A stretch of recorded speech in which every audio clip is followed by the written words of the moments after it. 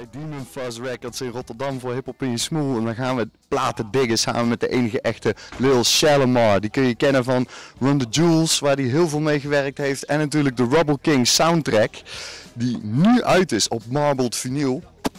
En wat er nog meer allemaal voor mooie vinyls te zien is, daar gaan we nu achter komen.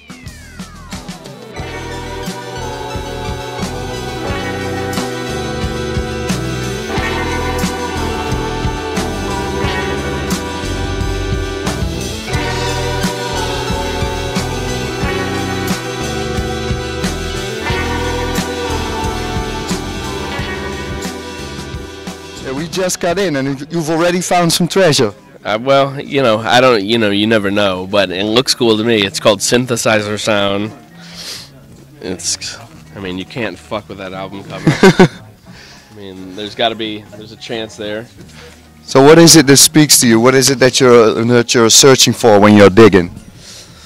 I mean, you're always searching just for hot shit. You know, I don't really sample records very often, so it's more, for me, I just want to hear different sounds. And my wife made me promise to stop bringing home records.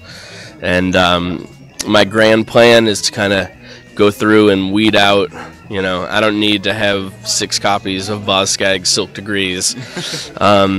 So my plan is to kind of eventually weed stuff out so that I can, in all fairness to my wife, start bringing new shit home.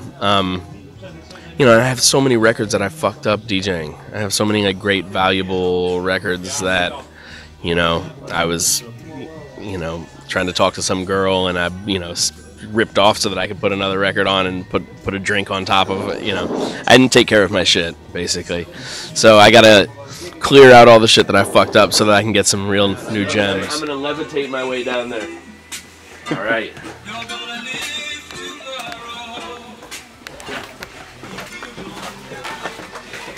Is this where you hide all those Dutch brakes that you put on that comp? How did it happen that this one was so much more in the funk direction? Well, I mean, it's the score. I mean, are you talking about the album or the score? Well, the parts of the score are on the album as well. Yeah, well, you know, so I was scoring a film that was set in the Bronx in the early 70s. And so it was important to keep the music, you know, true to what these guys would have been listening to. Yeah.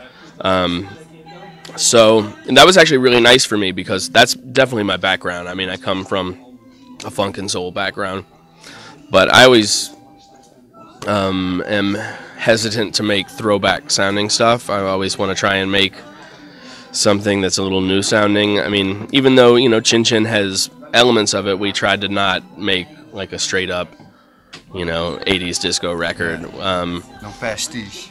Trying not to, yeah. And, you know, and even the Little Shalimar record that I guess you probably heard, you know, there's some stuff on that that's, you know, that's tied pretty closely to the influences. But in this case, it was really cool to be able to, you know, just play the music like the music that's influenced me to, you know, to make things sound old. It was a fun exercise. Okay. And did you have a hard time trying to reconcile those more 70s type sounds with the contemporary sounds on the album? Well, that was a fun challenge for me, and I wasn't sure exactly how hard or easy it was going to be. I mean, it was a little scary to be like, how am I going to make this an album? Because I wanted it to sound, I wanted you to be able to listen from the first tune to the end and have it not be disjointed, have it take you somewhere. And we wanted to do something with some contemporary artists to try and get kids who might not be checking for a documentary to, you know, oh, you know, Killer Mike and Run the Jewels is on this. What is this? It's a soundtrack for a movie? I should go see this movie. Yeah. That was the idea behind, you know, mixing the new and the old. And I'm personally very happy with how it turned out. I feel like it flows pretty well.